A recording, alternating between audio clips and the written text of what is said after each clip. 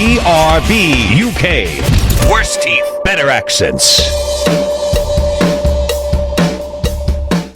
Hello, and welcome to episode 602 of BRB UK. I'm Dan, I'm one of your hosts. I am here, as ever, on a Thursday evening. Rather a bit more smartly turned out than usual. I've got cufflinks going on video viewers. Look at that. Cufflinks. I've got my I'd do it. Too Hot for the Internet design that was removed from our store. By too hot to the internet, you mean legally dubious, Tim? I think there is a little bit of a difference there. I think this should have been fine. I don't know if it was the Arabash on that side, or might have been. But I'm going to see. I'm going to try and redo Tim's it here. anyway. But there you go. Yeah. There's Tim. Say hello, Tim. Hello, Tim. There's also Coleman lurking in the background. I think lurking, like someone hiding in the bushes in a car park, waiting for something exciting to happen. Peering peevishly through the leaves into the windscreen of podcasting goodness that we are serving up for you. I'm going to stop that analogy there because it's starting to go places that I'm not sure I like. Coleman is here, but he's only able to communicate using the medium of soundboards. Whenever Poochie's not on screen, all the other characters should be asking, "Where's Poochie?"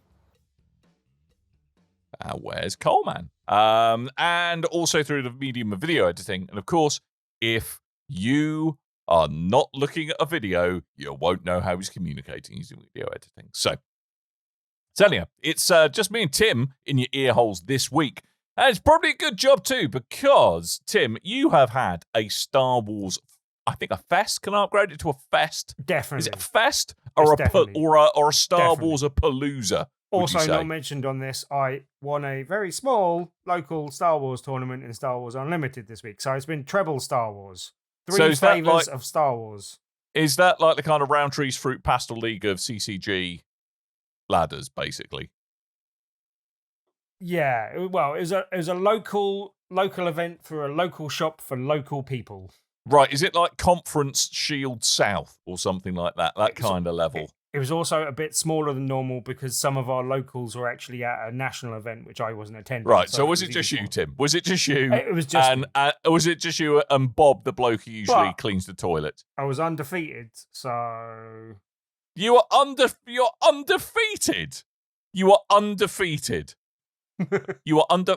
Did you play once and won once and then ran out the store? No, that's it. I'm quitting while I'm ahead. It was See you suckers later. There was four of us. There was only four of us, which was much less than. Did you still only play one game though? You did only play one game, didn't you? No, we played best of three. So and we had a round robin. So I did play. So you played. You won two, and you're calling. You're bigging yourself up. Right, you won three, and that makes you the undefeated champion of. But we also played some friendly games afterwards, and I won all of those as well. So, you know. No, but they weren't counting. They weren't competition rules, Tim. No, they weren't really. But stop flexing your minuscule e-peen. Get on with talking about games, goddammit. Yes, I will. And the one that I'll gloss over a little bit more quickly because it's not our main subject for today, but it is related to what I was just talking about. So there's a thing called HoloNet. Right. And it is basically an online portal for playing Star Wars Unlimited. And I did mention it in my introduction to Star Wars Unlimited, but at that stage I hadn't played it before. That's because it's in alpha and you need an invite to do that. If anyone else is interested, I believe I can share that invite. It's also available through where I found it for, so I'll give them a shout out as well. There's a podcast called Old Boys New Toys that are doing a lot of Star Wars Unlimited content at the moment, and they're nice British chaps, and I've been tuning into a bit of their content. And they had a interview with the designer of this game, which is where I got the invite from. I have a question. Yes? Do I need to own several cards in order to play this, or can I just make my own deck from the library of cards that are available online? Do I have to prove I have the cards? No, you do not have to own the cards, basically, presently. Right. But there is an in-game system where you can buy, like, extra rare versions of the cards to play in-game, but with in-game currency. So, like, it's all good. It's free to play at the moment. I don't know if that will probably continue going forward because otherwise it will probably get taken down by the owner because this is a fan-made thing. But so I was far, going to say, yeah, and but that's the case with Karabast and also with Force Table, which are the other two ways that you can play Star Wars Online Unlimited at the moment online. But they're so they're all. I think one of them has a Patreon, but generally they're all free to play. And there is a free to play level even with the one that has Patreon, basically, which is Force Table.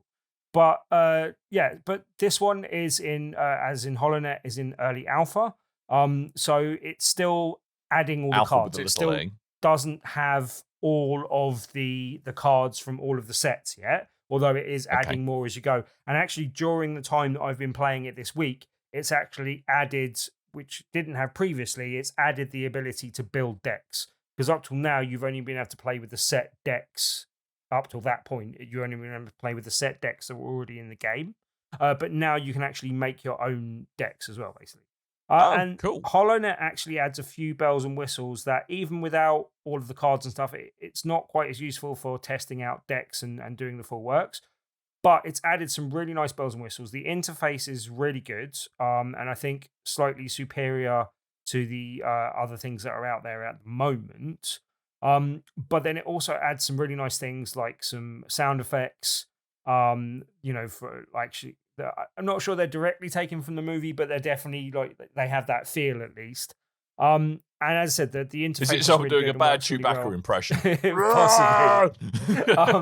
But they're all pretty good, and they feel like within the spirit of it, and generally good. And yeah, it works really well. So I'm keen to see how it develops and as it goes through from alpha and comes to full release. And I think in the interview, the developer said that they're looking to release it more properly and more widely around the release of Set 3, which is in November. So hopefully by then they'll be up to speed with all the cards from the 3 sets. And that will make this probably the premier way to play online at the moment. I would say that... It seems to me, Tim, I mean, I love fan projects like this. I just hope that the notoriously lawyered up Disney allows it to continue. Yes, that is the slight concern. But I think while they're not monetizing, it's okay. And I think eventually one of these might be bought out by Asmodee, who are the people that kind of put this out, or Fantasy Flight Games. I'm not sure exactly where it comes into play, but Asmodee, the publisher, and Fantasy Flight Games are the developer, and one of them might end up buying one of them and making it the official version. I think that might be a good way to go in terms of development. And so far, from what I've seen, I think this would be, leading the pack in terms of which one you should possibly what you do did that. there. I see it. Well done. You won't be foiled with those kind of comparisons. Really. It's available on PC, Linux, Macs, iOS, and Android. You had to jump through a couple of hoops to make it work on Mac presently, but they're hoops that I was able to jump through. Like, so they're not really hoops. They're like low-hanging hoops.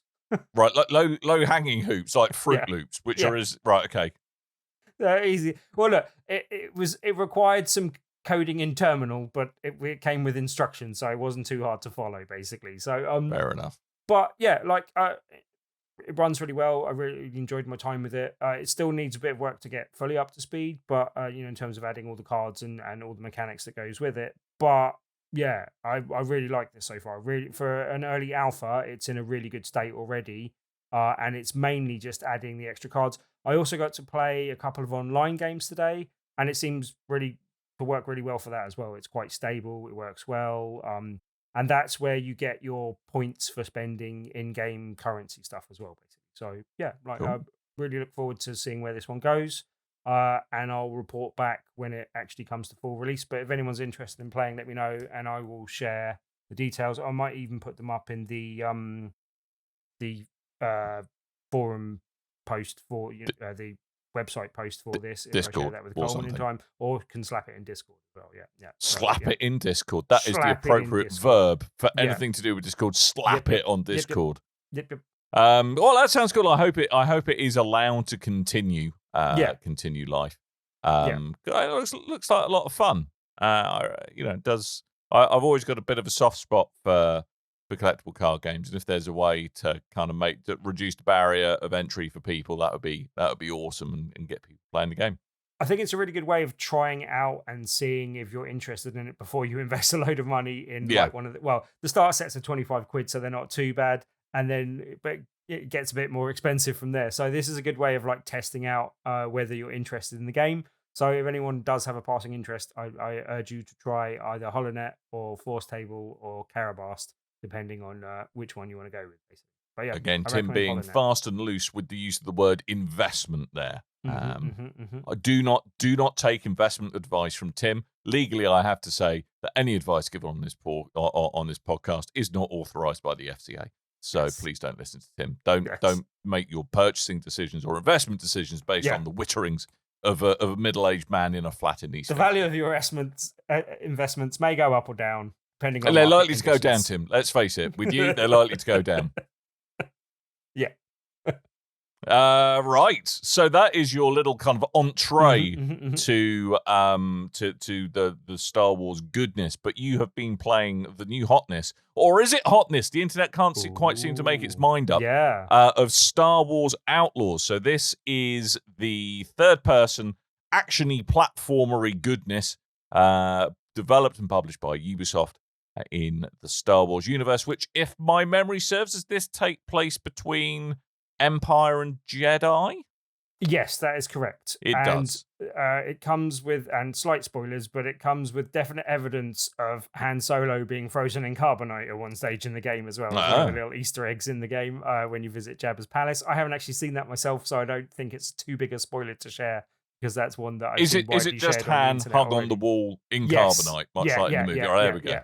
That's not really an Easter egg. That's just like, there's Han. He's over there. But there are like big Easter eggs and really good fan service throughout the game. Anyone doesn't know, Outlaws is generally a kind of slightly stealth-based open world game in which you are playing the part of a scoundrel, hence the word outlaw. And you're playing the part of Kay Vess, who's a new character that's been introduced, and her little, really cute alien companion, Nyx. And it's your adventures throughout the galaxy. You kind of start off and through slightly being thrown in the deep end by some people that you're on a heist with, you kind of end up with a death mark on you, which means that you're being hunted by bounty hunters. And so you kind of leg it from your home planet quickly, stealing a ship in the process. Right. And that adding to the bounty that's on your head as well. And then kind of it's your adventures from there. You're also kind of playing different factions off against each other. The three main factions that they come across, and I think there's another one they've invented for the game that I haven't encountered yet. But the three main factions in the game so far are the Hutt Cartel, who I kind of mentioned before, the Pikes, and Crimson Dawn. Which are three ones that we've seen featured in other places in the Star Wars universe before. And it kind of often pleasing one while annoying another in the process of doing a particular mission, and kind of having to balance which ones you've annoyed too much at some stage. It also comes with different payoffs as well. So if you've particularly annoyed the Pikes, it's more difficult to travel into their territories. Their retailers won't sell you stuff. And you've got like different levels to like how pleased factions are with you at the moment, and that opens up different opportunities, different things that you get rewarded that are just automatically sort of given to you once you get to a certain point that you then have to kind of unlock through, I think, through your ship or just generally. And then other things that are unlocked through like retailers and stuff that you have access to once you're up at a certain level of pleasing a different faction, basically. And does this kind of like alter how missions play out? Like, will it like be that kind of two of the factions kicking off with one another that you can use as distraction, or is it kind of more limited to like your interactions with like shops and how easy, how staffed checkpoints are, for example? Is it more limited to that side of things? It's literally, it gives you access to different areas of the game. Like you can usually still find a workaround. So it might be like if you're in good with a faction at the moment, you can just walk into an area. Whereas if you're not, you have to find a sneaky way into that area through vents or through circumnavigating the guards or through knocking people out and stuff like that. So it kind of plays out in that way rather than giving you sort of anything vastly different.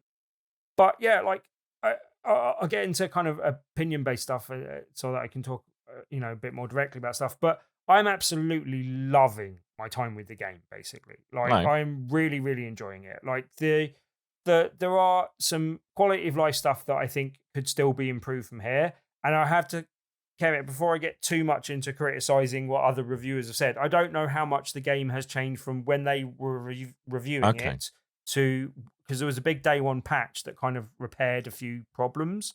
And I think some of the online hate is possibly justified from the game being slightly different for review. And also Okay. the difficulties of playing this type of game for review means you're rushing through a game that should be experienced at a more leisurely pace than the review schedule will often allow, which I think plays into it a little bit. But then also, I think there are people, and it's not quite review bombing it because I think it's justified. There are people that are understandably upset with it because they paid access to have early access to the game at Yeah. a premium and then have had game breaking bugs that they've had to restart the entire game from. So I understand people Yeah. being annoyed at that being the case. There also Yeah. does seem to be, and I've been discussing this online today on Threads, and through a fairly healthy discussion, that there does seem to be a disparity between different people's experience with the game and expectations of the game as well. I think that's plays. So I mean, for me, I think obviously I haven't had the opportunity to play this yet.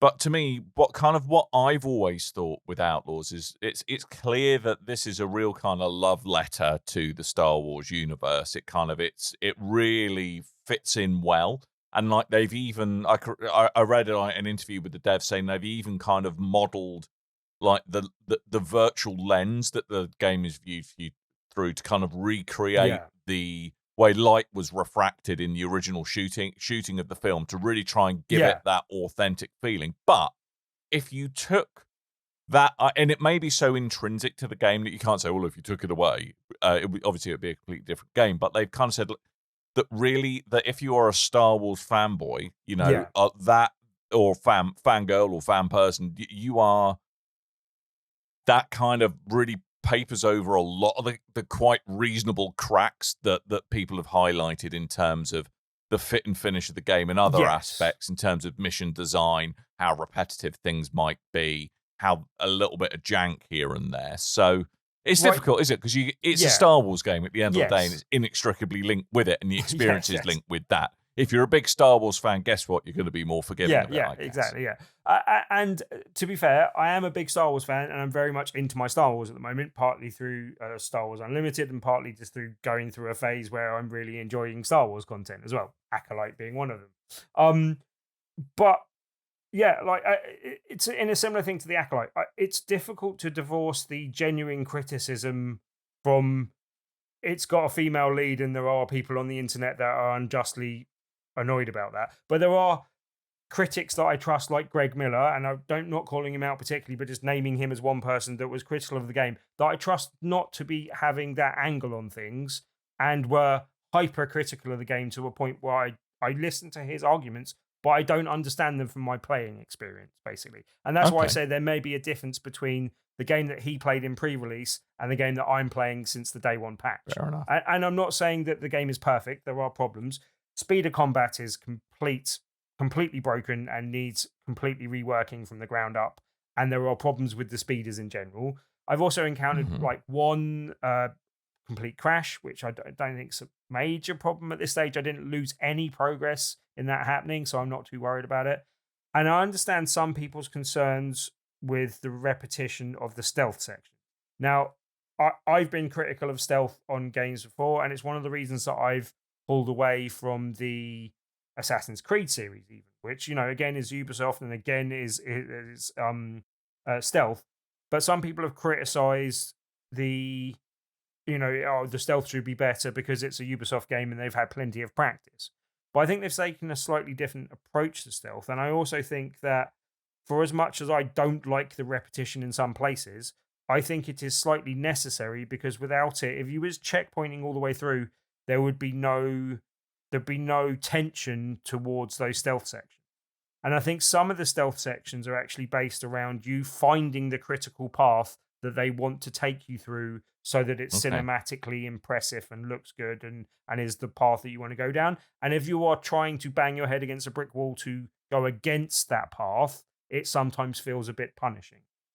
But Okay. with that knowledge, go down that path. There's also sections where it doesn't do a very good job of highlighting this area is a bit too difficult for you now. I actually encountered some death troopers, and I think I may have encountered them ahead of when I should have possibly done, but they were like lethal to me. And I'm like, okay, I'm going to come back and do this later. And it doesn't do a very good job of signposting that this content is too difficult for you now, or you need some more tools, so come back to this later.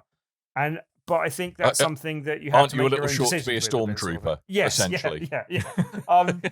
But like overall, as I said, I'm actually loving my time in the game. I have stayed up far too late, and I haven't done this with the game for some time. I did a little bit of this with Rise of the Ronin earlier this year, but this is even more so really sticky with me in terms of, I'll just do one more thing, or I'll just get distracted by that, even though I'm going to do that one more thing before going to bed. I'll just play another game of Sabacc, which I have to particularly mention as well, because I'm a fan of in-game card games, but this is an excellent example of one. I love the Sabacc in this game. Again, showing off about me winning at card games.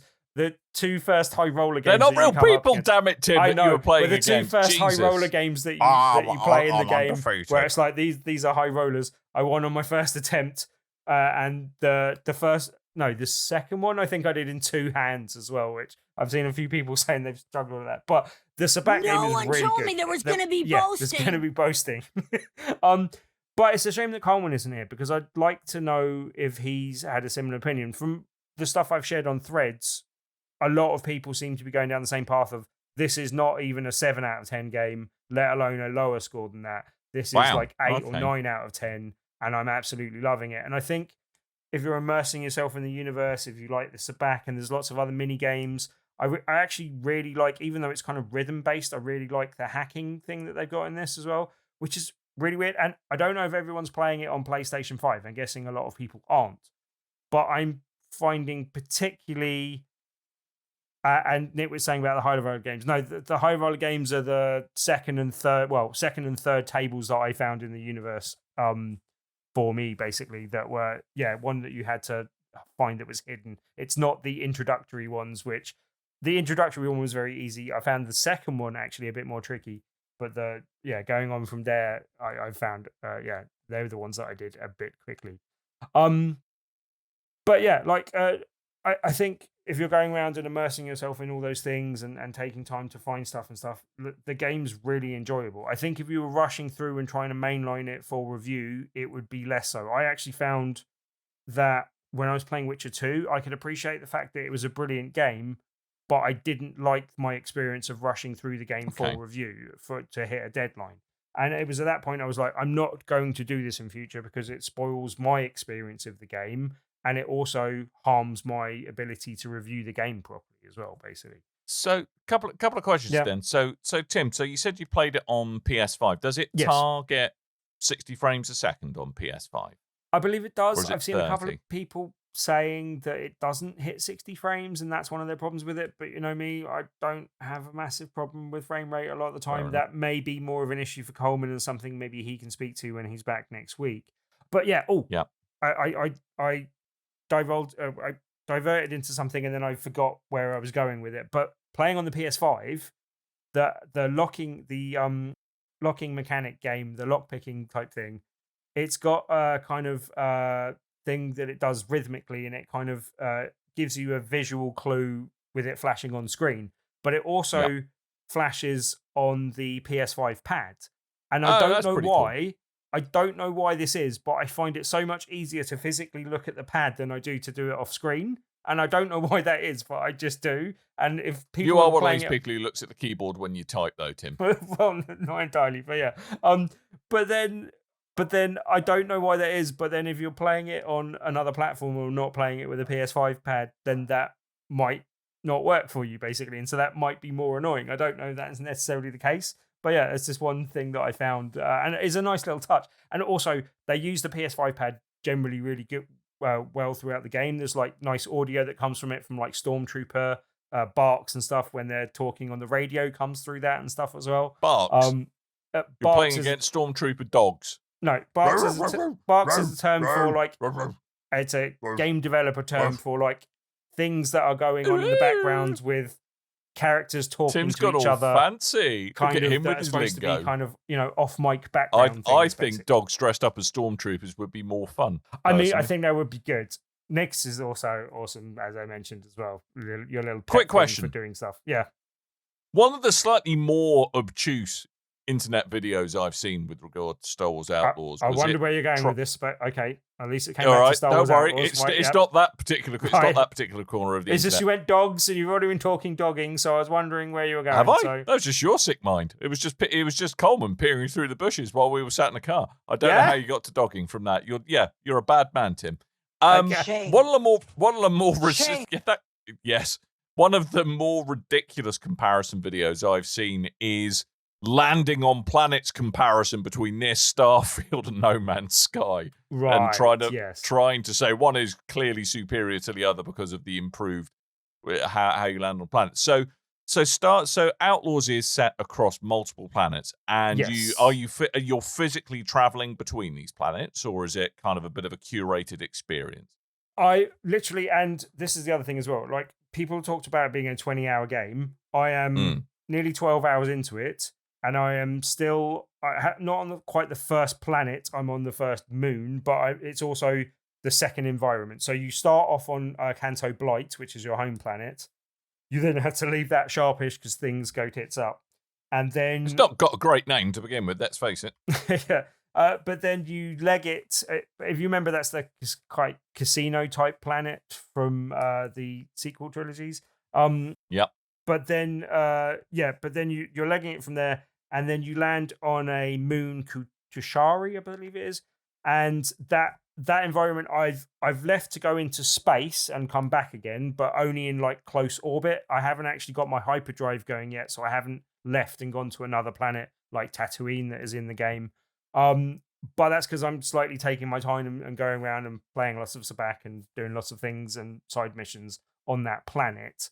But just from the transitions that I've seen of going into and out of space, so I haven't entirely traveled to another planet because it was done in a cutscene when you were traversing from the initial planet to the moon I'm on now. But just from doing that, it's quite cool. Like it does have a kind of loading screen effect, and you're basically just pressing a button to initiate landing, and then you fly through the clouds. And there's sometimes a little graphical hiccup when it's doing it, but generally it's got a thing that kind of masks the fact that you are basically going through a loading screen. But it's a fancy Please don't loading look screen. here. Yeah, Nothing to see here. Yeah, No but it's loading. Not happening. But it's a fancy loading screen that makes it look like you are going down to the surface. I would say it's not quite the No Man's Sky of you being in control the whole time and flying all the way down. But it is one step up from Starfield or Destiny, even that had the thing where Destiny's got no space stuff, really. exactly. But you're just like in space loading screen, basically. kind of And thing. is it like space combat? Is it you kind of versus TIE fighters Yes, or Imperial Star and- Destroyers at some point? Yeah, well, I haven't quite got to the Star Destroyers yet, but I have done a couple of fights with TIE fighters and stuff. And yeah, like the space combat is another thing that I really, really like so far as well. Like that's another really big plus point for it. Like it's really easy to fly. It feels really maneuverable and kind of easy to fly around. And I like the I mean, I'm a sucker for the Star Wars noises with lasers kind of thing going on You. in any game. But I think it's really well implemented. It's possibly a bit simplistic, but I think that, like a lot of things in the game are simplistic but easily playable to a point where it's an easy to play game, and I think that's not a bad thing. Like there are other people that might bounce off that more, but yeah, I really like it. I think it's a really good package. Also, because you go into space to do this, the first time you go to an Imperial base as well is just I really liked it. Graphically, it looks really impressive. I came across a base on the ground as well, where it's the first time I saw an ATST in as well, and I literally pooped my pants. Well, not literally, but almost pooped my pants in like, oh my god! You drop one on the Yes. spot. Is that what Yes. you're saying? Tim was taken down to Browntown It's like, oh my straight God. away You saw an at-shat is what you saw. Yes. An at-shat. Lovely. Sorry, YouTube algorithm. But yeah, as I said, I'm really enjoying it to the point where I think review scores are currently a bit low. And I understand some of the reasons for that being the case, but I don't understand others as well, because I'm absolutely loving the game at the moment. Coleman, do you have a noise that you can use to communicate how high or low you are feeling on the game currently generally? Wow. Oh, I guess that's high. That sounded positive. Yes. Well, it sounded a lot like R2-D2 dry humping a dishwasher, but that's fine. That's all good. Okay. All positive by the sound of it from Mr. Coleman as well, though. Positive sounds. Well, I to be honest, I think this is a game I am going to wait till it comes out on a Black Friday or similar deal. It's something I'd love to play, but for me, the current price point doesn't feel quite right, and it sounds like there's a couple of wrinkles that still need ironing out. But yeah, no, I'm looking forward to playing it. I think probably I'm just going to wait for it to come down. And knowing how aggressively Ubisoft often are with discounting their games that haven't been out that long, I'm personally gonna just hold fire a little bit until maybe the price shifts a little bit. But yeah, I think it looks like a great fun game, and I think people saying, "Oh, well, if it wasn't for a Star Wars game, no one would be interested in it." I think that you can't separate the Star Wars from the game here, is what I feel. I think this is very much a love letter for original trilogy fan persons. To me, I think it's got a lot of great looking fan service in there. It just seems like some bits of the game need a little bit of sorting out. But yeah, I'm looking forward to trying this out in the fullness of time. Yeah, it's not that there isn't negative; it's just that the positives vastly outweigh the negatives, basically. So yeah, really enjoying it. Cool. Right. Well, before we trundle on to the news, I hear rumours there is some form of interruption to our scheduled programming. Ooh, there is some kind of video from a man named Rick, I understand. So what is this madness?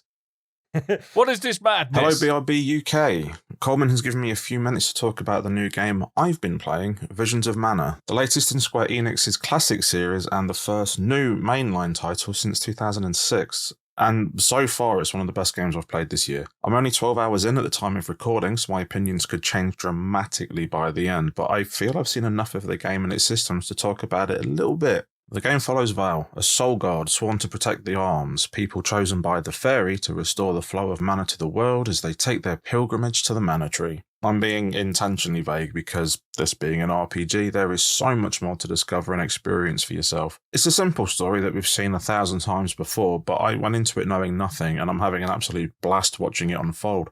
The game itself is a joy to play. There's a nice weight to the characters as they move around, and they have a double jump from the start, which makes exploring the large semi-open world easy and a lot of fun. The world designers have managed to create areas that feel vast, but not overwhelming. Points of interest are highlighted on the map as blue dots, but you don't know what it is until you get there, so it's always a nice surprise. There's enough of them in an area to reward your exploration, but not so many that it becomes a burden. Even the side quests are quick to complete, so I never feel like I'm stalling my progress if I take them. And after a few hours, you unlock a mount, which makes traversing the world even quicker. It makes for an experience that manages to feel as open as it is streamlined, and as someone who doesn't like open world games, I appreciate the compromise. Combat is simple, but feels fantastic. Characters have a basic melee attack, a special attack, and moves they can perform, which are this game's magic. Moves can be selected from the classic circle menu, or added to a handy shortcut for quick access that doesn't break the flow of combat. Defeating enemies rewards you with experience points, leveling up your party, improving their base stats, which not only affects their attack and defense, but how powerful their moves are. You can also equip ability seeds to unlock new moves, increase character stats, or activate passive buffs, but I have to admit, at this point in the game, I'm not really noticing the ability seeds making a difference, so I'm hoping I can unlock more effective ones later on. There's an easy-to-use class system, which changes a character's stats and equip weapons, depending on their class, potentially changing their role within the party, and it can be utilised to devastating effect when mastered. Equipping a class unlocks specific abilities that are only active when that class is equipped and can be upgraded by using special elemental points which are found around the field. Each class has a special attack called a Class Strike, which can do insane amounts of damage. These can be activated once the CS gauge is full, which is filled when a party member deals or takes damage, similar to the limit breaks in Final Fantasy VII. The key difference here, though, is although each character has their own attack, the gauge itself is shared by the party, so choosing which character uses the Class Strike adds a little bit of strategy to the simple battles. The elemental vessels that give characters their class can also be used in combat to perform a special attack that uses a cooldown instead of magic points and has a far more powerful version that can be unlocked later on, and to trigger elemental specific events in the field, allowing further exploration and rewards. The class system is super simple but allows for a surprisingly deep level of battle customization, especially when paired with the basic but wildly effective battle behavior customization options for the AI-controlled party members. Not only is Visions of Mana great to play, it is an absolute joy to look at and is easily one of the best looking games I've seen in a long time. The characters are colourful, expressive and beautifully detailed, and the world they inhabit is just as gorgeous. Add to that some great voice acting and wonderful music, and you get one of the best RPGs I've played in years. But that's it from me, I've already gone on too long. I wish I had more time because there's so much more to say about this game, so keep your eyes on BigRedBarrel.com for my full review, and enjoy the rest of the podcast. Thank you, man named Rick. Look, Tim, that's how you do a quick review. Yeah, that was really good work. Showing me how it's done. There's a lot of things there I was like, oh yeah, I should have mentioned that about Star Wars Outlaws. Oh, no, you've had your time. Get back in your corner, Tim. But I was just going to say, that's really good. That's hopefully something that we will be doing more of in future. It's something I'd definitely like to encourage, especially when it's games that we haven't had time to play ourselves, that we'd like to give a bit more, a bit more of a platform and share on the podcast. It improves our podcast and improves the pool of people that we can draw from for it as well. So yeah, thank you very much for that, Rick. Just would like to point out that Rick did receive a review code for that as well, which is part of the reason that he's been playing it. But if you think that makes him a liar, you are a git. So there you go. Wow. Harsh. I'm just like to say, it makes him a liar about that. Well, we cannot guarantee that Rick's truth-telling abilities are as equally unblemished across the full gamut of things to talk about. One Rick always tells the truth. His brother always lies. This is also not true. His brother's a perfectly nice chap that is not living with the truth. Tim, really rabbit holing here. Yeah. You know, great example from Rick, how to talk about things quickly. Now we're somehow exploring Rick's family tree and the truthfulness of his brother. I don't know what you're on about. Anyway, it's time for the news is what we're going to do, because that is all of the new games we have talked about. So it is news time. And Tim, I have a very, very relevant topic that I'd like to talk about, following on from the man Rick. The Visions of Mana, which we've just heard about, it's done quite well. It's been it's selling reasonable numbers. It's got good reviews. What better way to celebrate this than by closing the developer? What?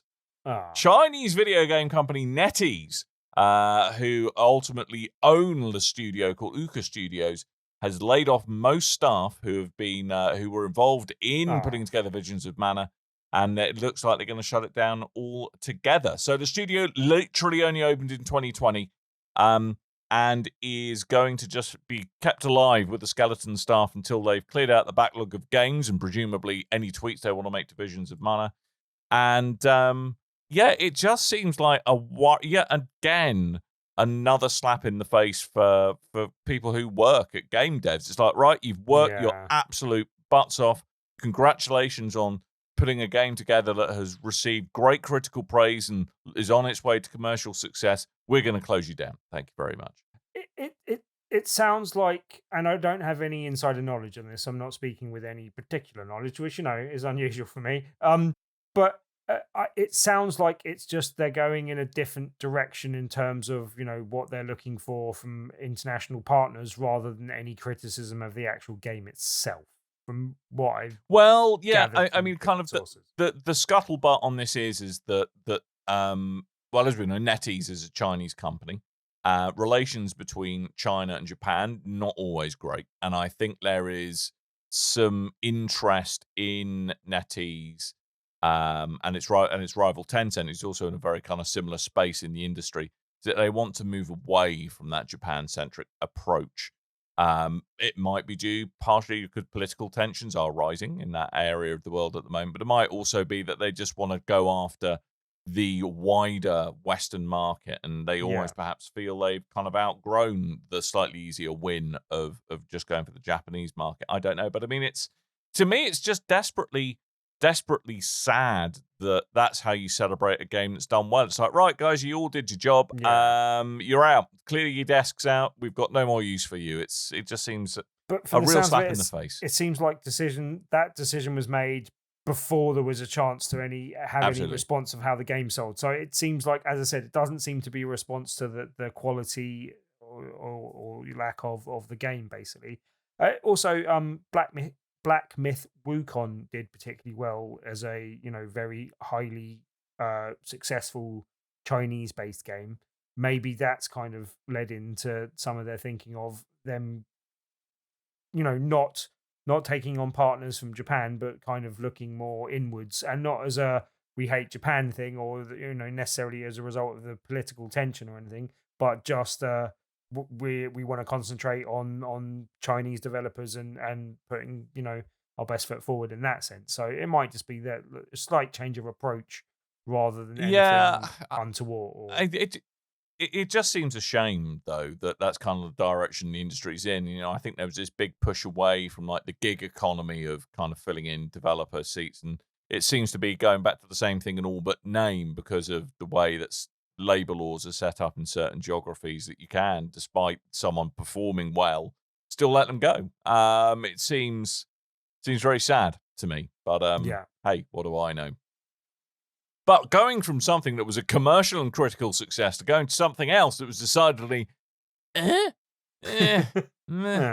Concord, the latest big first, kind of Sony-centric release, the PlayStation hero shooter Concord, put together by a bunch of industry alums with some great things to their name, was met with a decidedly lukewarm reception, had very, very low peak player counts, at least on the PC, really appears to be on the way out, at least in its current form. So there was a news post yesterday, the day before yesterday, they were recording on the 3rd of September, saying that director Ryan Ellis agreed that whilst many qualities of the experience of Concord resonated with players, they also recognized that other aspects of the game and our initial launch didn't land the way we wanted. And in response to this, sales of Concord are ceasing immediately.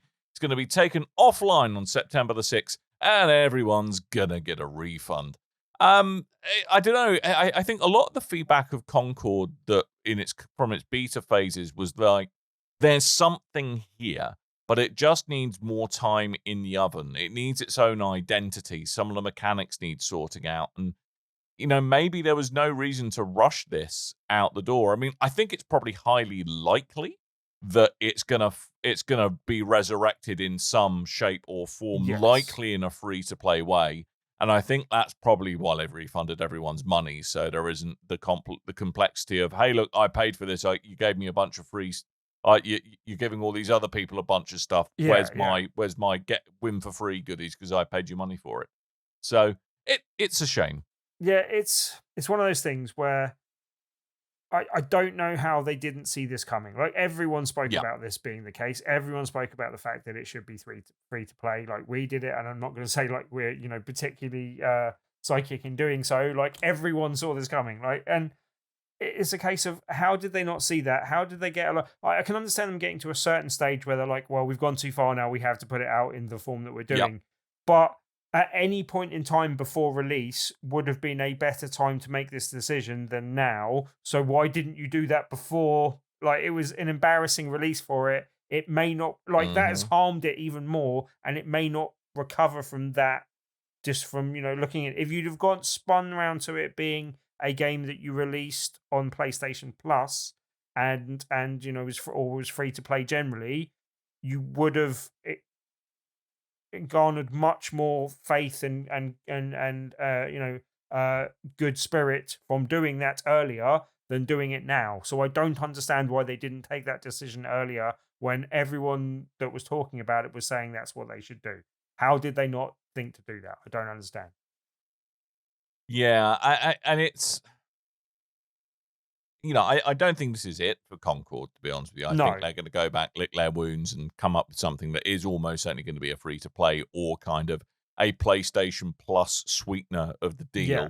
As that this is what you get with PlayStation Plus. It is a shame, and it's it's got to. I do feel sorry for the devs. I mean, it's a team of kind of 150 people or something like that. I think put this together, I'm not sure. and when there's more people staffed at the studio than there are people playing a game in a 24-hour period, that's got to hurt. That's got Don't to kick really them when they're hurt. down, Dan. Come on.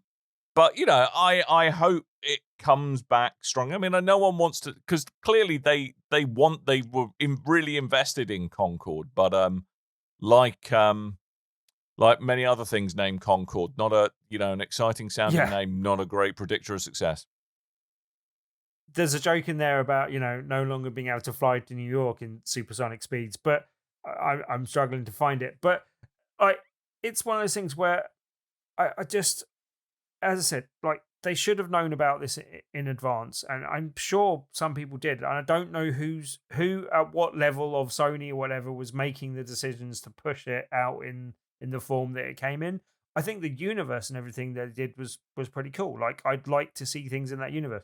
There's also talk that one of those cartoon episodes that I announced for the Amazon series was based on Concord as well. And does that mean they're going to pull this at the last minute? I think people have talked about Concord's going away and never coming back, but I think it probably will have to come back in a different form, and I can see that happening in future. But be interesting to see exactly what happens with it and what happens with that cartoon episode going forward. I imagine it will hopefully be back by the time that comes out. But we'll see. Yeah, I mean, it seemed they had a big transmedia push here, and it kind of seemed like, it's a bit like, Mum, I want Guardians of the Galaxy. And this kind of was like, hey, we've got Guardians of the Galaxy at home. And that kind of seemed to be the characterization of it. So, look, obviously, I think they have big ambitions, and it needs more time in the oven. It's just a very painful way, I feel, for that to do that. But we're not done yet with laying off of staff and things going offline. Suicide Squad, Kill the Justice League. The Rocksteady QA team have been hit fairly hard with this. So the Rocksteady QA team went from a team size of 33 to 15. Oof. Apparently, the lack of success of Suicide Squad, Kill the Justice League basically led to the owner, Warner Brothers Discovery, having to shoulder a $200 million loss as a result of being unable to recoup the investment made into putting this game together. And again, it's such a shame. It's something that on paper you go, yeah, that should be amazing, but just really, really, really didn't hit the beats that it needed to. So the people who are being affected are a mix of junior employees and veteran team members. So it's kind of, the QA department, I suppose the thinking is that, hey, look, you guys should have perhaps given us some feedback to encourage us not to let this out the door in the state that it was, and heads got to roll. I wonder if we'll ever find out, again, what level those decisions were taken at. Is it a case of Warner Brothers killed Rocksteady?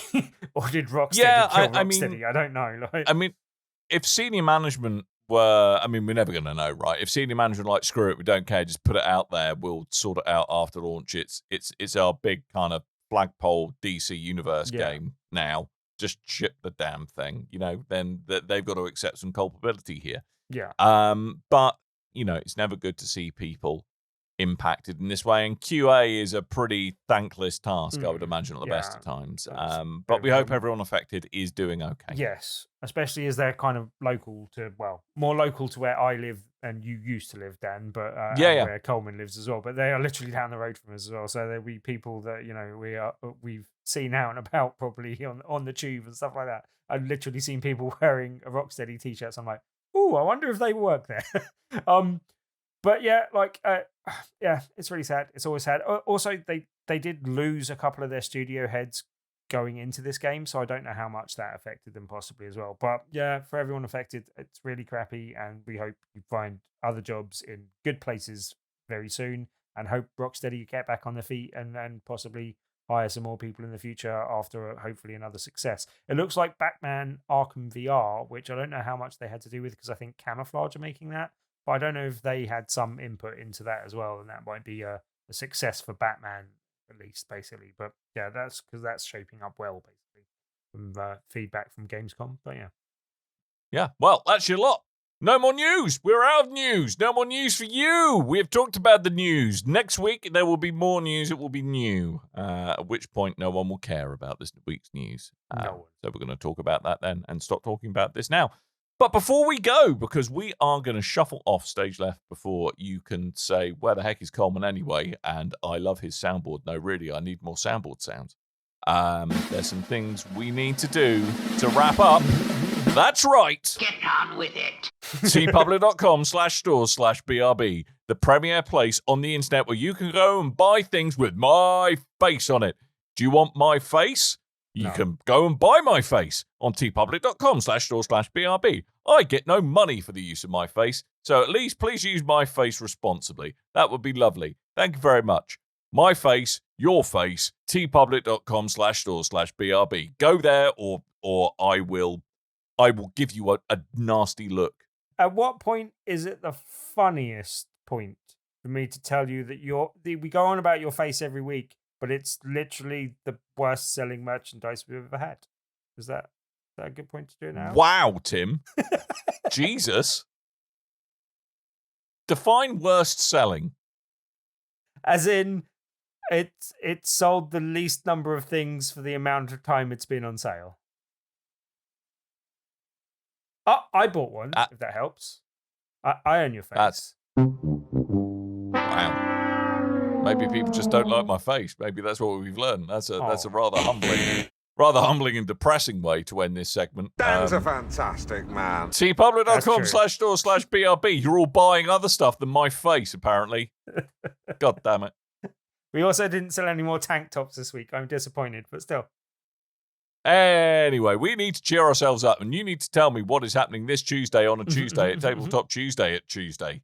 This Tuesday, as every Tuesday, we do an event called Tabletop Tuesday at the Loading Bar in Stoke Newington. And because you haven't had enough Star Wars in your podcast this week, I have some more Star Wars to bring you. Not only will we be doing Star Wars Unlimited, organized play, as we do every week at Tabletop Tuesday, but we actually have a Star Wars game as our feature game, almost as if I planned it for this week. And we were having the lovely and great Double, but a Star Wars version of it, namely, because there's already been a Star Wars Double before, but this is Mandalorian Double. So anyone doesn't know, Double is a easy and fun to play kind of kids game, matching game about kind of matching things together. It's a big mathematical puzzle. I don't entirely understand how it works. It kind of breaks my brain when I think about it, but it does work. But it's a big kind of a lot of slightly things break your brain. Yeah, that's true. It's a kind of slightly more involved game of Snap. There's different variants of games you can play with it as well. But yeah, as I always say, the best kids games make for the best drunk people's games. Hence the fact that it is a good game to play in the bar. Double's been popular for years. And this is a Mandalorian version of it. So extra cute Grogu's and things involved in the game as well. It's all about kind of matching symbols. If any interest to you, you can win a copy just by playing it this very Tuesday at the Loading Bar in Stoke Newington. There are more details on bigredrail.com, or you can search and find the over 2,100 plus people, nearly 2,200 people that have joined our meetup group by searching for Tabletop Tuesdays on meetup.com. Splendid. So go to all of those places, find out some more information about Tabletop Tuesday, and that is at the Loading Bar in Stoke Newington, I do believe. Every Tuesday that has got the word Tuesday in it. Every Tuesday. That is each and every Tuesday. If you have a question, then obviously you can come join us live, and we occasionally showcase some questions or points of view as we are broadcasting. But you can also reach out to us on Discord, and you can find a link to our Discord at bigredbarrel.com. You can drop us a message there if you want. Got a question that you want answered. Occasionally, as the mood takes us, we read these questions out and provide answers to said questions. Head on over to bigredbarrel.com and you can find a link to Discord, but you can also go straight to our socials, which are basically at Big Red Barrel, be it on X, Threads, and Facebook. And YouTube is Big Red Barrel TV.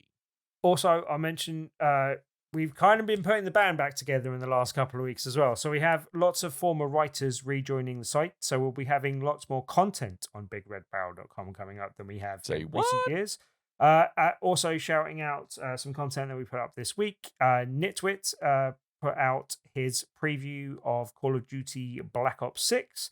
So you can go along to the site and check that out now. I think he did a good job of covering that and talking about whether the movement system is making blobs head in the right direction. So go and check that out on the front page of bigredbarrel.com right now. And there should be more content in the future as well, which is really good news. And welcome back to all our lovely contributors as well. It's really nice being having a lot of people come back to us. I think there's going to be 20 of us overall contributing to the site going forward. So this is really good news.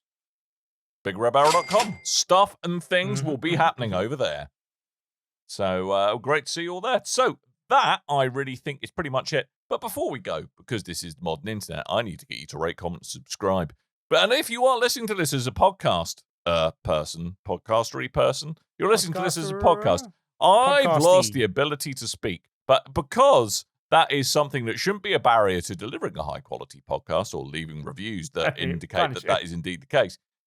You can just, if you're listening on whatever podcast platform you're listening to, drop us a review. We will hoover them all up across the internet, and we shall read them and titter to ourselves and go, look at these lovely reviews. But we do like to hear some feedback on how we can do this a little bit better for you all. So if you're able to, if you can take 30 seconds out your day, a review would be lovely. But that's it. We're done for this week. We've run out of stuff to talk about. I haven't run out of stuff to talk about, but we're going to stop talking about stuff. So doubtless there'll be more stuff next week. My game may or may not be Astrobot, and that depends if it is included in PS Plus or not. I've got a feeling it isn't. And if it isn't, that feels like a little bit of a own goal, Sony. It won't be. It's a £70 game. Boo! It looks really good, though. Early reviews of that are very, very good. I'd be picking up if it wasn't so busy with Star Wars, but yeah. Fair do. So we'll be back, hopefully with the Coleman in tow in the actual flesh next week. But that is pretty much it. So all that's left for me to do is to remind you that I have been Dan. And I might have been Tim. Okay, I love you. And the soundboard has been Coleman. Yes. Coleman is a soundboard. Illman soundboard. Yes. Right, Soundboard we're done. Illman. We're done. You've had enough of us. We're going to go. So until next time, dear listeners, toodle bye.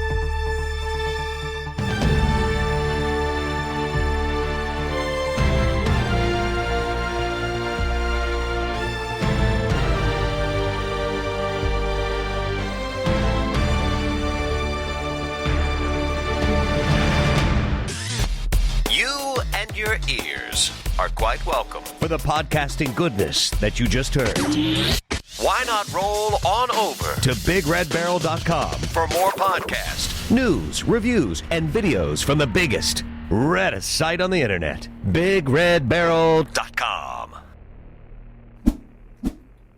Mate, every now and then, kid you not, and this is when the days became the best. Penguin bar. Chocolate-covered penguin bar inside a bag of fully intact, not broken. And then the best bit was you bit into it. Oh,